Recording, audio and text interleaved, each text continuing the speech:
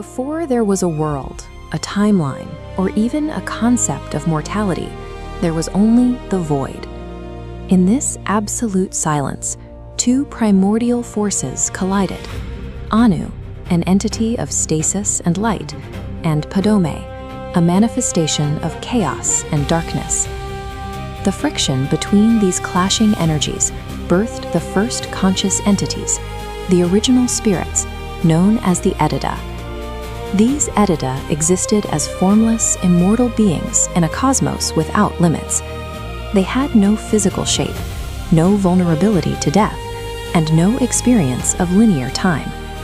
Every moment existed at once, stretching outward infinitely. One specific spirit, born from Padomay's chaotic influence, began to look at this infinite, shapeless existence differently. His name was Lorkhan. Lorkhan eventually orchestrated a plan that would pull these infinite spirits into a physical reality, setting the stage for the creation of Tamriel through a cosmic event that redefined the nature of divinity. Lorkhan proposed a radical new project to the Aedra, the construction of a physical, limited plane of existence called Mundus. He presented it as a place of growth, where spirits could experience a tangible world. This diagram mapping the flow of early cosmic energy reveals the hidden cost of that proposal. Building the central sphere of Mundus required raw divine power, siphoning off the infinite life force of the participating spirits to form the physical earth. One faction of spirits recognized the trap and refused to participate, retaining their full infinite power. They retreated into their own isolated realms of Oblivion, becoming known as the Daedra, a name meaning not our ancestors. A second group, led by the architect spirit Magnus, realized the deception mid-creation. To avoid losing their divinity, they abandoned the project and fled, violently ripping through the boundaries of the cosmos to return to the void. These were the Magna, building intensity. The massive puncture wounds left in the sky by the fleeing Magna became the sun and stars, serving as the only sources of pure magical energy and light for the unfinished mortal plane. Lorkhan's single proposition permanently fractured the divine hierarchy, separating the universe into isolated realms of finite mortality and hoarded infinite power. The remaining spirits, either by choice or because they were already too drained to flee, became the Aedra, our ancestors. They were now bound permanently to the physical laws of the world they had sacrificed themselves to build. As their divine energy continued to degrade, their forms stabilized into physical biology. They became the primordial ancestors of mortal life, known as the Elnophe, or the Earthbones. This lineage tree illustrates the downstream biological fallout of that divine decay. The Elnophe split into two distinct paths: the old Elnophe, who remained in their mythic homeland, and the wandering Elnophe, who scattered across the new continents and became the ancestors of men. The descendants of the old Elnophe claimed the strongest ties to their divine origins. The Aldmer, or High Elves, maintained a towering stature and golden skin as physical markers of their ancestral pride. The Bosmer, the Wood Elves, adapted differently, shrinking in size to navigate the dense forests of Valenwood.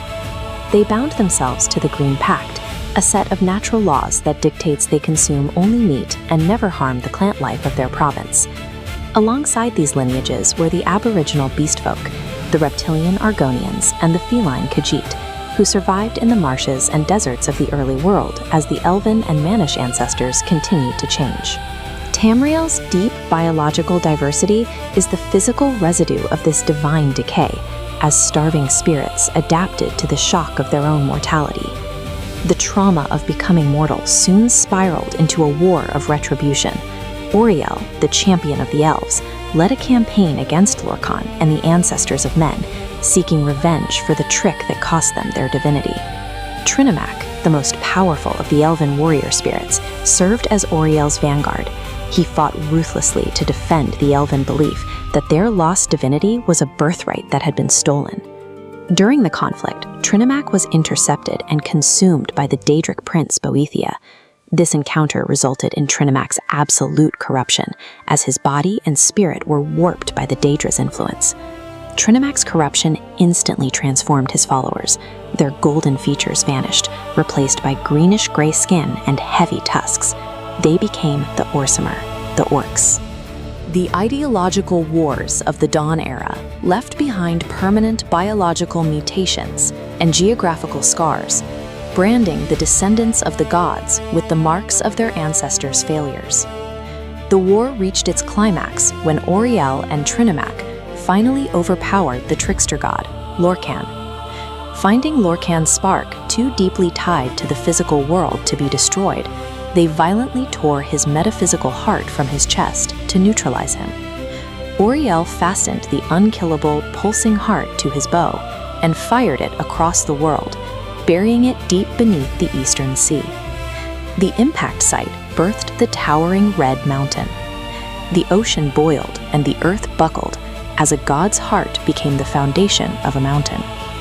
With Lorkhan defeated and the land stabilized, the chaotic Dawn era ended, and linear, recorded time officially began.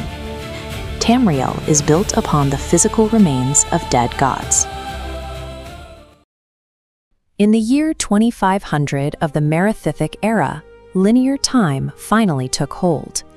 The anchor for this new reality was the Adamantine Tower, a metallic spire that remains the oldest structure ever recorded. This map tracks the arrival of the Aldmer, the first folk. Fleeing the doomed continent of Aldmeris to the south, these early elves landed on Tamriel's shores and rapidly spread inland. Armed with sophisticated magic and written language, the Aldmer easily overtook the indigenous populations. They drove the reptilian ancestors of the Argonians out of the fertile plains and into the toxic, impenetrable marshlands of the southeast. The feline Khajiit faced a similar displacement. Hunted and pushed to the margins, these diverse beastfolk were forced into the scorching deserts and dense jungles of the south to survive. With the continent secured, an elite faction known as the Eyelids built a monument to their own dominance. Right in the geographic center of Tamriel, they raised the gleaming white gold tower. The Aldmer viewed this conquest as a divine right. They claimed to be the literal, direct blood descendants of the Aedra, the gods who formed the world, and saw the rule of Tamriel as their holy inheritance. This expansion was as vast as it was rapid, but by settling the furthest reaches of the map, the Aldmer had traded their unity for territory, leaving local clans separated from one another by thousands of miles of unmapped wilderness. Separated by thousands of miles of hostile terrain, different Elven factions began to mutate both culturally and ideologically. The deepest fractures started with religion. One clan, the Dwemer, rejected the gods entirely. They withdrew into the deep subterranean caverns of the northern mountains to focus exclusively on logic, secular science, and advanced engineering. This map tracks the ideological split. While the Dwemer dug into the north, another faction led by the prophet Veloth migrated to the far eastern coast. These elves, the Chimer, abandoned their ancestral Aedra to embrace the darker, fundamentalist worship of the Daedric princes. The map illustrates how incompatible these societies became. One side valued the cold precision of the gear, the other the volatile energy of Daedric devotion. The Aldmer were no longer a single, unified people. They had splintered into hostile, competing subraces, warring over philosophy and territory while leaving their broader empire exposed. The Orthodox elves remaining in the southwest refused to let the Chimer's Daedric heresy go unanswered. They sent their strongest ancestral champion, a golden-armored warrior named Trinimac, to lead a military crusade against the dissidents. But Trinimac never reached his target. He was intercepted by the Daedric prince Boethia, who defeated the Elven champion and violently swallowed him whole. Inside the Daedric prince, Trinimac's divine spirit was corrupted. When Boethia finally expelled him, Trinimac had been transformed into Malacath, a Daedric prince of the outcast and the ostracized. This metaphysical corruption bled directly into Trinimac's loyal followers. Their golden elven features warped into heavy brows, thick tusks, and greenish-gray skin. They became the Orsimer, the Orcs. By attempting to violently enforce religious purity, the Orthodox elves engineered their own pariahs. They created a stateless, mutated race, permanently trapped as outsiders within Elven lands. As the Elves fractured, this map tracks a new threat arriving from across the Northern Sea. Fleeing Atmora, human settlers, the Proto-Nords, landed on Tamriel's northern coast. Initially coexisting peacefully, they established a permanent foothold, founding the city of Sarthal. But the Elves noticed a critical difference. Humans reproduced at an accelerated rate compared to the slow-breeding Elves. Within a few generations, human settlements were aggressively encroaching on Elven borners. Fearing they would soon be outnumbered, the Elves launched a preemptive strike. Under the cover of darkness, Elven forces swept into Sarthal and burned the human city to the ground, slaughtering nearly everyone inside. This became known as the Night of Tears. The massacre was intended to eradicate the human threat before it could spread. Instead, it guaranteed a war of total annihilation. The human leader, Isgramar, managed to survive the slaughter at Sarthal. He fled to the coast and sailed back across the freezing sea to Atmora. Isgramar returned, leading a massive fleet of heavy longships across the ice. He brought an army known as the 500 Companions. The Companions waged a systematic, merciless campaign of retaliation.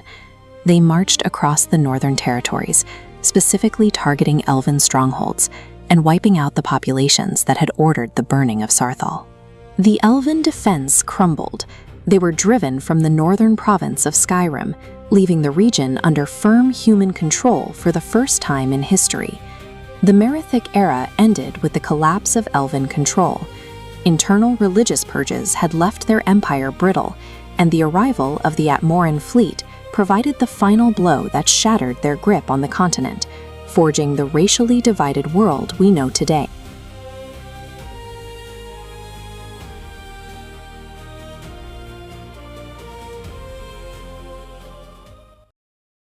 This map of Tamriel shows the geopolitical reality at the dawn of the First Era.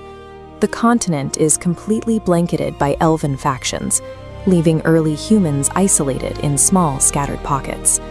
In the central heartland of Cyrodiil, these human populations lived under the absolute control of the Eyelids.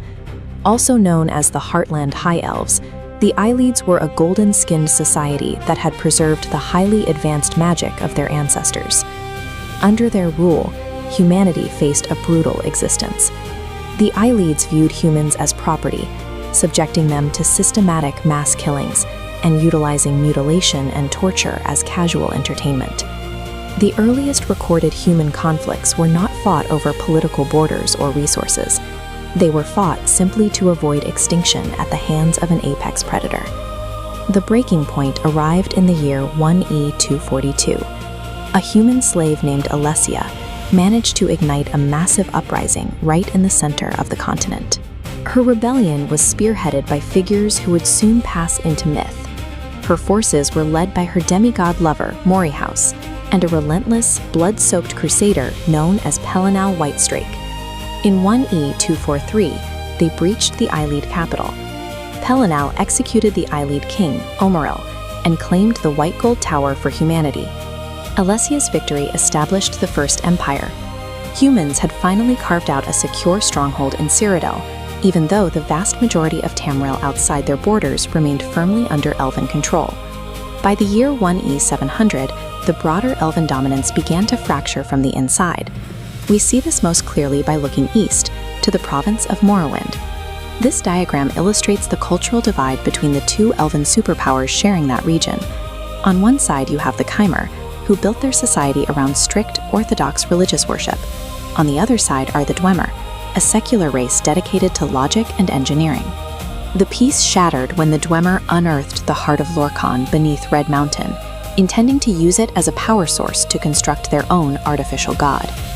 The Chimer viewed this as blasphemy, but the Dwemer pushed forward.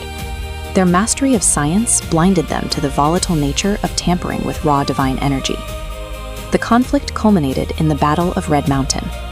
Deep inside the volcanic crater, the Dwemer's chief tonal architect Kagranak struck the heart of Lorkhan with a set of specially forged tools. The exact mechanism remains unknown, but the result was absolute. In a single moment, every Dwemer on Nirn vanished into thin air.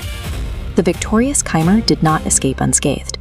For betraying their oaths during the fallout, the Daedric prince Azura cursed the survivors. Their golden skin turned to ash gray, their eyes burned ruby red, and they became the Dwemer, or Dark Elves. Overnight, Tamriel lost its most technologically advanced civilization. The Dwemer's underground cities went quiet, leaving behind autonomous machines and a massive geopolitical void. The Eastern Elven powers effectively neutralized each other. Their supremacy was dismantled by internal arrogance long before human armies ever marched on their borders. By the late First Era, specifically 1E 2703, the human empire had expanded significantly. But without a unifying enemy, the territory devolved into fractured kingdoms and internal rebellions. The infighting only stopped when a massive alien fleet landed on Tamriel's shores, launching an invasion from the uncharted eastern continent of Akavir. These invaders were the Stasis. They were a terrifying biological anomaly, tall, vampiric serpent men covered in golden scales, who fought with a speed and grace humans had never encountered. Facing an enemy that literally fed on them, the rival human warlords had no choice. They immediately dropped their territorial disputes to form a single, united front. A Cyrodiilic commander named Reman rapidly mobilized these scattered human armies, forging them into a massive, cohesive military force. He marched his legions north to intercept the Akaviri in the freezing altitudes of Tail Pass.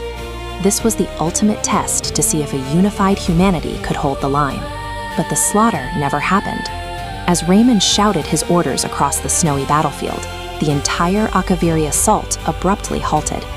The Stasis heard his voice and realized Reman was Dragonborn. The invading army threw down their weapons on the spot and swore eternal fealty to him. Reman Cyrodiil took the throne, marking the dawn of the Second Empire. In the year 1E 2920, the assassination of the Reman Dynasty brought the First Era of Tamriel to a violent close. What followed this event was the chaotic interregnum. For 4 centuries, central authority collapsed, fracturing former provinces into bitter, warring fiefdoms. The vacancy of the Ruby Throne represents a structural failure in the architecture of reality itself. In this universe, political legitimacy and cosmic survival are inextricably linked. To forge the mortal plane, Nirn, original spirits known as Aedra surrendered their immortality, pouring power inward. But the Daedra was used, residing in Oblivion, a hostile void pressing against creation. A metaphysical barrier separates them, anchored by the mortal emperor. In 2E 578, the necromancer Mannimarco corrupted a sacred ritual, triggering a massive explosion of arcane energy known as the Soul Burst. The barrier shattered, and the stars themselves mutated into the shape of a serpent. Without an emperor to maintain the seal, Nirn was completely exposed. The political collapse of the empire had effectively deactivated the continent's primary defense against the void. The Daedric prince Molag Bal immediately exploited the breach. He began deploying colossal mechanical chains called Dark Anchors to physically hook into the soil of Tamriel. This diagram shows the mechanics of the plane melt. Molag Bal's objective was to use these anchors to interlock the mortal plane with his own dimension, Cold Harbor, dragging Nirn out of existence. On the ground, the effects were apocalyptic. The arcane aftershocks drove mages mad. The dead began to rise from graves, and Daedric armies moved through the gaps in reality to slaughter entire populations. The Dark Anchors were too numerous and the Daedric incursions too widespread for any one kingdom to repel. To survive, the disparate nations faced a binary choice: unite their armies or be consumed one by one. Instead, the continent fractured. The leaderless provinces launched the Three Banners War, a massive 3-way civil conflict where each faction fought to claim the empty throne, while the world literally pulled apart around them. The first Aldmeri dominion relied on an alliance of distinct biology, where the towering, golden-skinned High Elves of the Somerset Isles fought alongside the Khajiit, a feline race of warriors from elsewhere. In the north, the Ebonheart Pact formed a fragile union between the ash-skinned Dark Elves of Morrowind and the Argonians, the amphibious, reptilian guerrilla fighters of the Black Marsh. Meanwhile, the Daggerfall Covenant secured the west.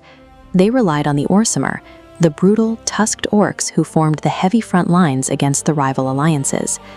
The Daedric threat was only neutralized because of a singular anomaly. A solitary hero known as the Vestige infiltrated Cold Harbor, defeated Molag Bal in his own realm, and restored the cosmic barrier. But while the apocalypse was halted, the armies of Tamriel did not stop fighting.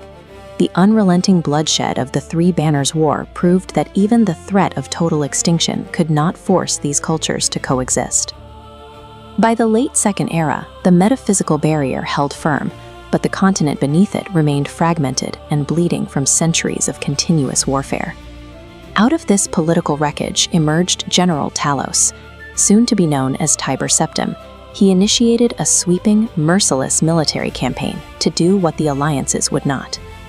This map illustrates the scale of his movement. Starting with a victory at the Battle of Sancretor, his legions swept outward, systematically crushing every disparate faction and erasing their borders. In the year 2E 895, Tiber Septim achieved total victory. He successfully forced the stubborn, biologically and culturally opposed races of Tamriel into submission.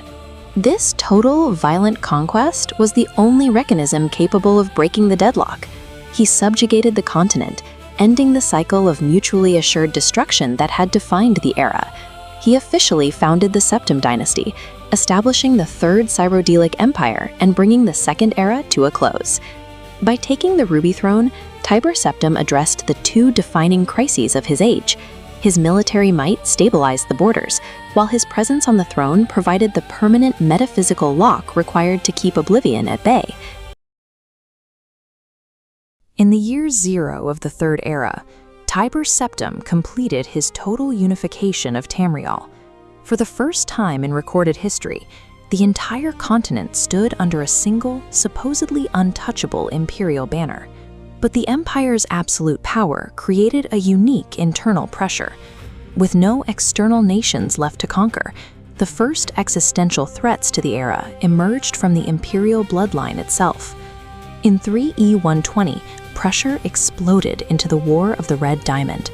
Queen Potema and Auriel III contested the Ruby Throne succession, forcing a devastating civil war. As the crisis dragged on, it bled the empire dry. Shattered political allegiances, exhausted resources meant to protect the provinces. The Septims technically survived the war, but the internal bleeding permanently fractured the dynasty's foundation. The empire's massive size, once its greatest strength, had become a fatal vulnerability. With the throne in Cyrodiil distracted by internal power struggles and bureaucratic gridlock, the distant borders of the empire were left effectively abandoned. In 3E 249, the Cameron usurper emerged from this vacuum. His undead armies ravaged Ballinwood and Hammerfell for years, meeting almost no imperial resistance. Surviving these mortal warlords was only a prologue. The empire's systemic inability to secure its own territory had invited a far darker, magical breed of enemy to the gates. By the late Third Era, the focus of the threat shifted from physical battlefields to the subversion of the throne itself. In 3E 389, the imperial battle mage Jagar Tharn initiated the imperial simulacrum. He used high-level sorcery to banish Emperor Uriel Septim VII to another dimension. Tharn spent the next decade flawlessly impersonating the emperor. He sat on the Ruby Throne and issued imperial decrees, hollowing out the government's leadership from the inside. The imperial apparatus had grown so bloated and detached that its own citizens and high-ranking generals could no longer tell their ruler had been replaced by a demonic impostor. In the Iliac Bay, the escalation moved toward anomalies that broke the physical laws of reality. This was triggered by the activation of the Numidium, a colossal brass golem of apocalyptic power. Its activation caused a dragon break, a temporal anomaly where multiple conflicting historical realities occurred simultaneously.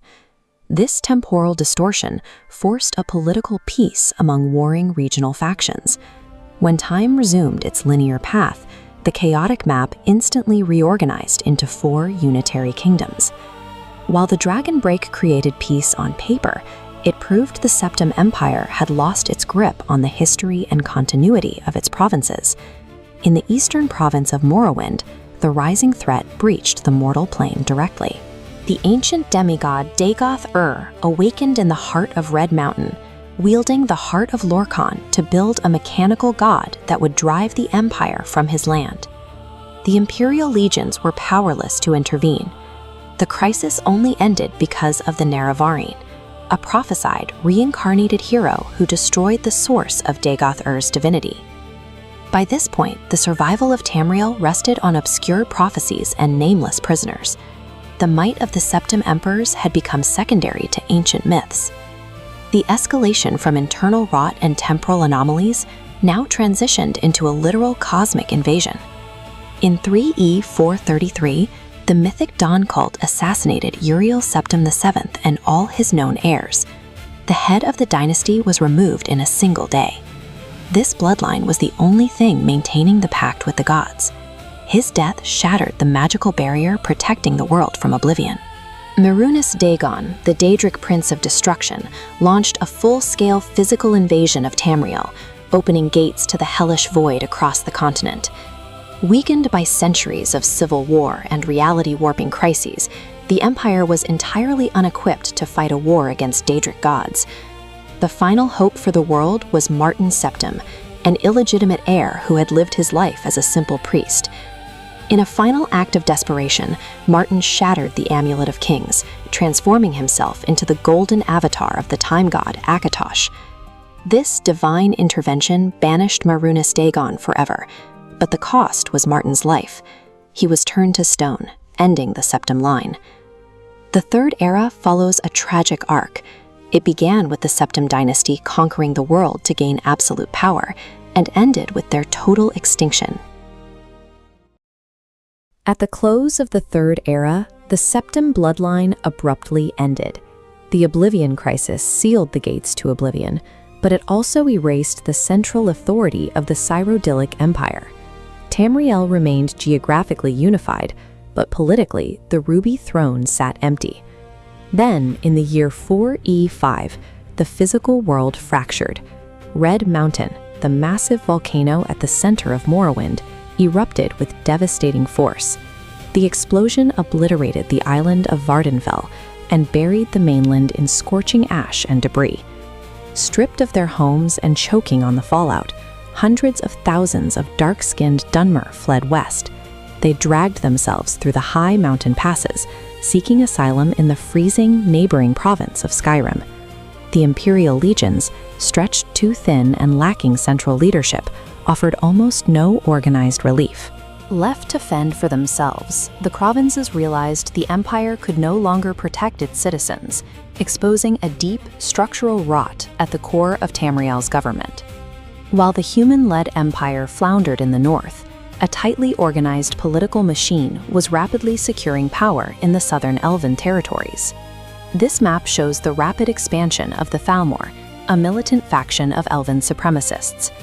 Taking advantage of the global chaos, the Thalmor overthrew the existing governments of the Somerset Isles and the forest province of Valenwood, fusing them into a newly reformed Aldmeri dominion. Tamriel was no longer a unipolar world answering to Cyrodiil. The continent fractured into a tense, heavily militarized standoff between a decaying human empire and an aggressive, expansionist Elven superpower. That standoff broke in 4E171 when the Aldmeri Dominion launched an invasion into Cyrodiil. Elven armies marched north, overwhelming the scattered Imperial garrisons. Within 3 years, the Imperial city itself fell to the Dominion. To take it back, Emperor Titus Mede II threw the entirety of his remaining military strength into the Battle of the Red Ring. The Empire reclaimed their capital, but the legions were decimated in the process. With no reserves left to continue fighting, the Emperor surrendered his leverage. To prevent the complete eradication of the Imperial army, he signed a peace treaty known as the White Gold Concordat. The treaty demanded 2 major concessions. First, handing over swaths of Hammerfell to the Elves. Second, outlawing the worship of Talos, the Empire's founding god. Hammerfell's Red Guards violently rejected this, seceding from the Empire entirely to continue an independent war against the Elves. By abandoning its own provinces and outlying its founding god to appease a foreign enemy, the empire destroyed its remaining political legitimacy. The treaty designed to ensure peace directly ignited internal rebellions. In the icy northern province of Skyrim, the ban on Talos worship was taken as a direct insult. Nords revere Talos as their patron deity, and imperial soldiers enforcing Elven religious laws within their borders pushed the local population to a breaking point. A local leader, Jarl Ulfric Stormcloak, capitalized on this fury. He organized a violent, ethno-nationalist militia dedicated to expelling the Empire and restoring Skyrim to pure Nord rule. While the Nords and Imperials slaughtered each other over governance, marginalized groups were entirely excluded from the geopolitical equation. The Orsimer, or Orcs, remained barricaded in their remote mountain strongholds, largely disconnected from the human and elven power struggles deciding the fate of the continent. The cultural wedge of the Talos ban succeeded exactly where the Dominion's armies had stalled. It pitted the Empire's most fierce warriors against their own commanders, draining Skyrim's resources and leaving the North completely vulnerable. Into this fractured political landscape, an ancient threat resurfaced. Alduin the World Eater, a massive dragon from the Dawn era, suddenly descended from the sky to incinerate the settlement of Helgen. Alduin is not a political conqueror looking for territory or tax revenue. He is a mythic force of nature, biologically driven to consume the physical world of Nirn and reset the timeline entirely. The only biological countermeasure to this threat is an anomaly known as a dragonborn, a mortal born with the soul of a dragon. When a dragonborn strikes down one of these beasts, they absorb its soul, preventing the immortal creature from ever returning to life. The sudden presence of a literal world-ending entity rendered border disputes and religious treaties tactically meaningless. The survival of the continent no longer depended on legions or treaties, but on a single mortal hunting a god. This conceptual visualization illustrates the mechanics of the Dragonrend shout. By projecting the concept of finite mortality into the mind of an infinite, immortal creature, this vocal magic violently grounds dragons, crippling them with the psychological weight of death and leaving them physically vulnerable. Armed with this ancient magic, the last Dragonborn pursued Alduin beyond the physical realm. The hunt crossed into Sovngarde, the ethereal realm where honored Nordic spirits reside after death. Amidst the feasting halls of the dead, the Dragonborn struck Alduin down. The World Eater's physical form shattered, instantly halting the cosmic reset and preserving the planet. The physical destruction of Nirn was averted, but the continent of Tamriel was left scarred. The unified, prosperous golden age of the Septim dynasty was entirely gone.